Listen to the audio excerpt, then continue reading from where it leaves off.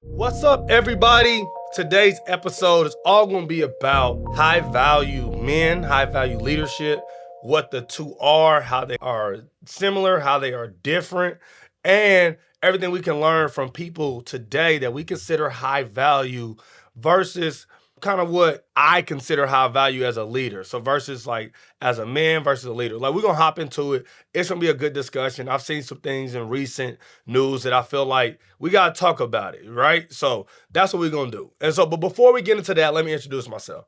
I'm Justin Strickland. This is the Ladder Podcast. We exist to encourage you to develop as a leader. The entire platform, all the episodes are about you, how we can take you from where you are and move you up to the next rung on the ladder. And so if you're here today and you haven't subscribed, go ahead and do so for your boy. You know what I'm saying? Like, subscribe, turn on noties on, because at the end of the day, this channel can only help you, right? I'm never going to take nothing from you without giving you something. And so we've been giving it and giving it and giving it, you know what I mean?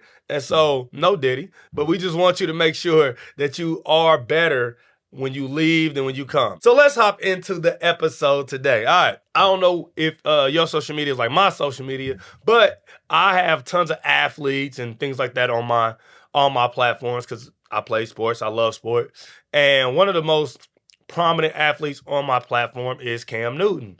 And so Cam has his own podcast, and recently on his podcast, he had a doctor on there. She was on there and she was kind of walking him through some of his trauma, some of his choices. It was a really interesting interview. Check it out. There's plenty of clips on the internet, on Beyonce's internet. You can find it.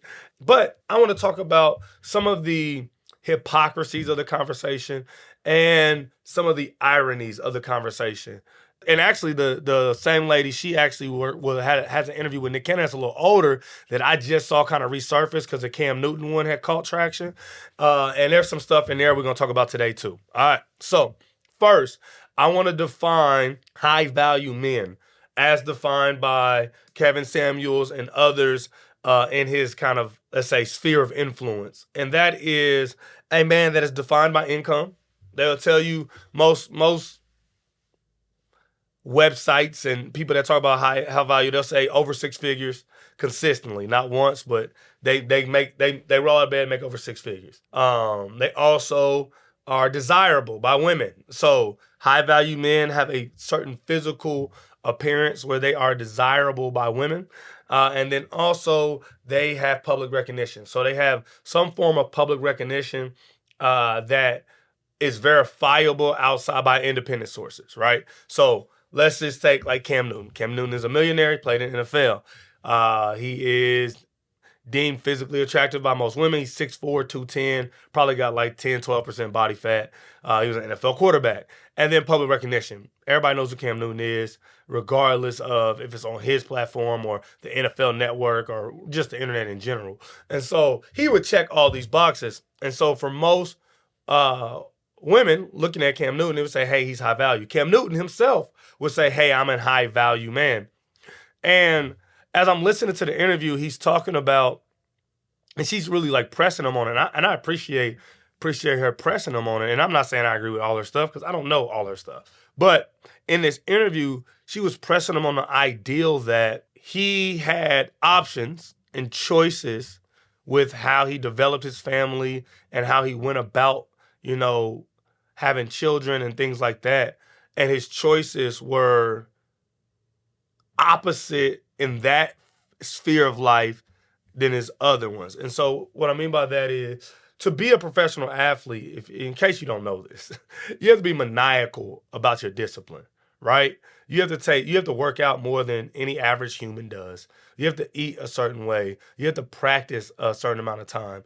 And there's an elite level of discipline required to become a professional athlete. You have to say no to a lot of things that other people say yes to. When you don't feel like working out, you know what you got to do? Go work out, right? When you feel like going to the party, but you got a game tomorrow, you know what you got to do? Go to sleep.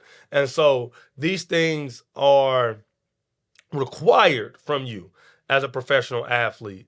And it was interesting because she was like, hey, but in this area, she said, you're creating broken homes. And he is. And it's so interesting that here's this guy who would be considered a high value man, and he's leveraging that value to create systems of brokenness. And I thought that was super interesting from a leadership perspective. And what I mean by that is, how do we have these men who appear to have everything together making choices that are suboptimal, right? And these are choices that we have information on. That's the thing. We're not talking about 50-50 personal preferences. We're talking about data, long data from around the world data that clearly states, right?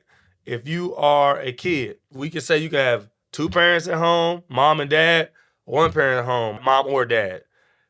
All the data says two parents at home gives you a better option for success. Not saying you're perfect if you have two parents. Not saying if you have one, you can't make it. I'm just saying the data says if you have two parents, you are put in position to be successful way more often than if you have one in your home.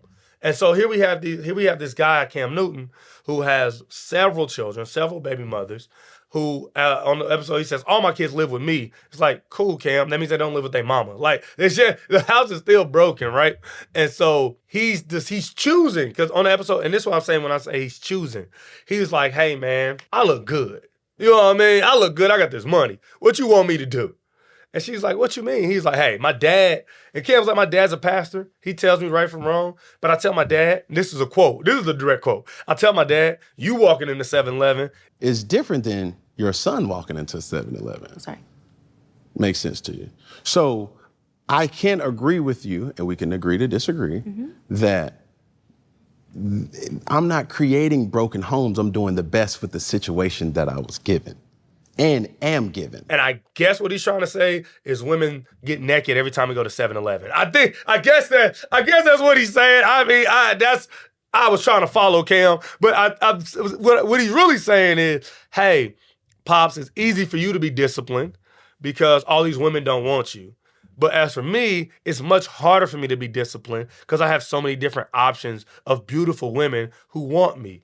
And this is the problem with that. One, it supposes that male discipline is subject to female availability in this regard, which I completely disregard. Like, I completely throw that out. Like, that's because we have examples of men in Cam's position who are faithful, who don't have 8 baby mamas, who don't have, and I'm exaggerating, Cam don't have 8 baby mamas, but who don't have multiple baby mamas, who don't have multiple children, who are in broken homes.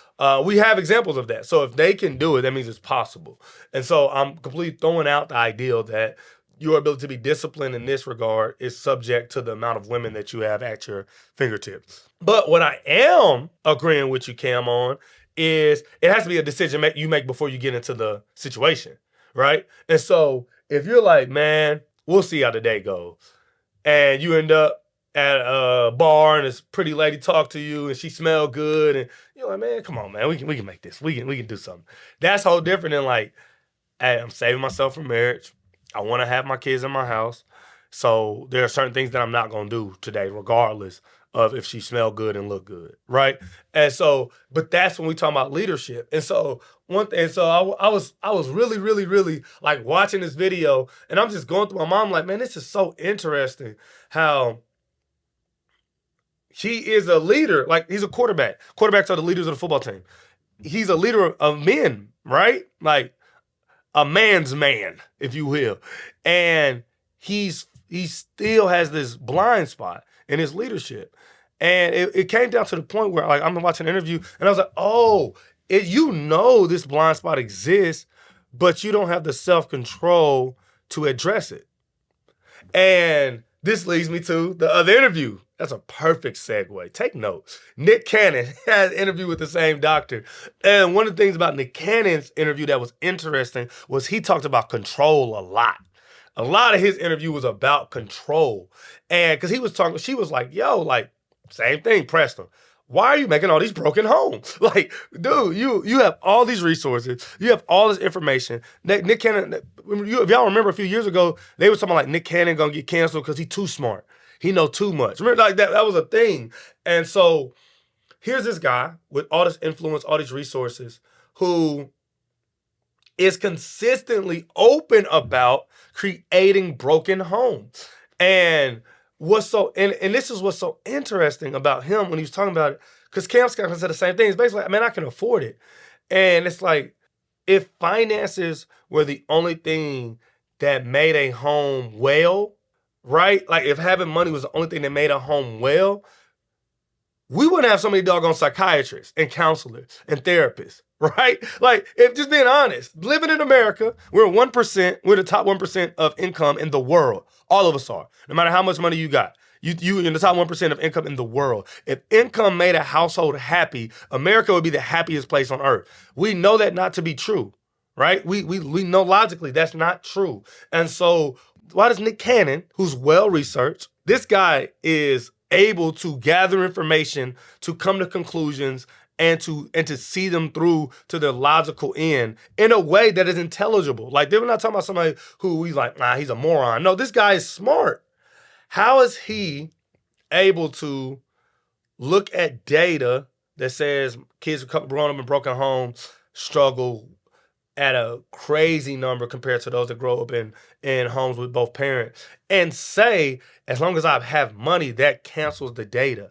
Like, because that's an assumption not based on data, right? Those are two different data markers. Growing up in poverty is a different data marker than growing up in a single parent or two-parent household. And so I'm watching the video and I'm like, bro, where are we missing this at? Because this isn't even just a Nick Cannon problem, right? This is not a just Cam Newton problem. This happens to this is a regular people problem, right? Where you have men and women who are consistently making choices for children in a way that is obviously against what they know to be right and true. That's the thing too. It's like they all say, Cam said, Nick Cannon said, like, I'm making the best of a situation. You put yourself in that situation. So it's not like you're the kid who's saying, hey, my dad's over there, my mom's over there, I gotta do my best. I can't use that as an excuse. That's the kid's supposed to say that. The adults ain't supposed to be like, man, I'm making the best of a situation. It's like, but you decided to be in that situation. Why are you making that decision? And so he said, one of the reasons why he has so many baby mothers is because he wants a ton of children. But it's like, okay, you want a ton of children. Why not have a ton of children with one woman? One of the reasons he said why he has so many baby mothers is when he gets into disagreements with women, he feels like he's losing control. And when he feels like he's losing control, he leaves the situation. And I'm like, let me repeat that. So I want y'all to think about that. I want to see if y'all got to the same conclusions I'm coming to.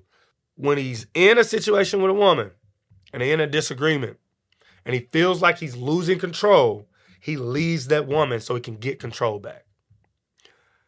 And I'm listening, I'm like, that sounds like a kid, right? Like, to me, that sounds like my nephew who's 10, who has to walk outside and scream because he lost at Fortnite. Like, that sounds like someone who's not mentally developed. And I'm saying that in a way like as far as maturity is concerned, right? That sounds like someone who is very immature. And I'm like, but this guy's a multimillionaire, has several $million companies. Literally, people's livelihoods depend on his ability to make good decisions with his company. And he's done that over decades. But here he is in his personal life, consistently unable to deal with conflict. Like, you don't know how to do conflict resolution and you have 5 multi-million-dollar companies? How is that possible? And I still don't know. Like, I'm not saying I have the answer to that. Like, that's a real question. If you know, drop it in the comments. Like, how are people able to compartmentalize those and separate those in a way where it's like, hey, man, doing my best. And it's like, but you're not doing your best. So let's talk about the definitions. Because I feel like this is the foundation of the incongruence or the gap between being high value as a society is concerned and being high value as a leader is concerned, right? So high value men, I'm gonna give those definitions again. 1, they're defined by their income. And so the number one thing that defines a high value man is income. You heard Kevin Samuels talk about it. Andrew Tate, deplorable. Don't watch any of his content. But if you see some clips, that's what he's talking about. Okay. They're defined by their income. How much money do you make? Right? And then number two, defined by physical appearance or your desirability from women. And as much as the next one, I'm like, bro, get in the gym, work out, eat right. Like, I think those are good things of value, right? But the high value men are defined by that. I think I saw a stat when I was getting ready to a podcast. It said, if you don't got under 18% body fat, you ain't high value.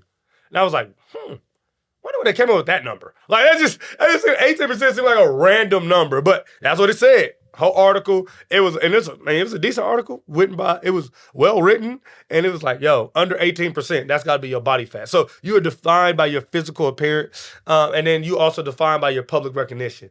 Do people recognize you that are external? So not only on your socials, not only on your own website, but do you have external recognition? And especially by peers is a big thing too, right? So those are kind of three definitions.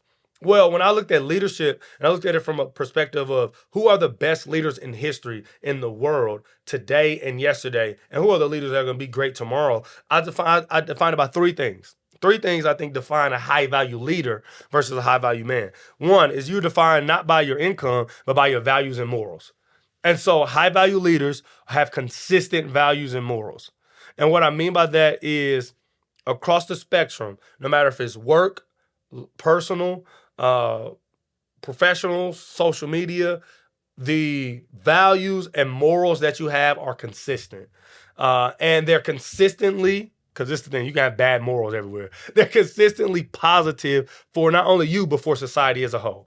So your values that you hold benefit you and those around you, right? And they're consistent across your life. So that's number one. Number two, defined by faithfulness. And so I thought this was so true when you look through like history and things, is a lot of times it's not the most talented leader that pops and makes history. It's the most faithful leader that you see and like, man, he was at the beginning of the movement, he was in the middle of the movement, he was at the end of the movement. He was faithful through the movement, right? And I see that not only in like human rights and civil rights and things like that, I see that in families, I see that in businesses, I see that in world, like political leaders, like those that are faithful provide the most value as leaders. And the thing about faithfulness is it's faithfulness through adversity, through conflict, through things not going the way you think they should go, or not going the way you want them to go. So it's the ability to not have to be in control of everything, but still be faithful to the thing that you're leading. And so that's the number two. Number three is selflessness. So this was something that I kept hearing in the Cam Newton and Nick Cannon interview. And it was like, bro, y'all selfish because you want to have kids, but you don't want to be married. You're bringing all these kids into the world and broken home and saying my money can erase the trauma that is associated with growing up in a single parent household. That's selfish. There's no other way around it. That's just selfish. Even Cam Newton was like, and one part of the interview, he was like, you right. I see what you're saying about the broken home thing. I wouldn't define that as a broken home, but I see what you mean. But I want to have some more kids. It's like, bruh. What are you talking about?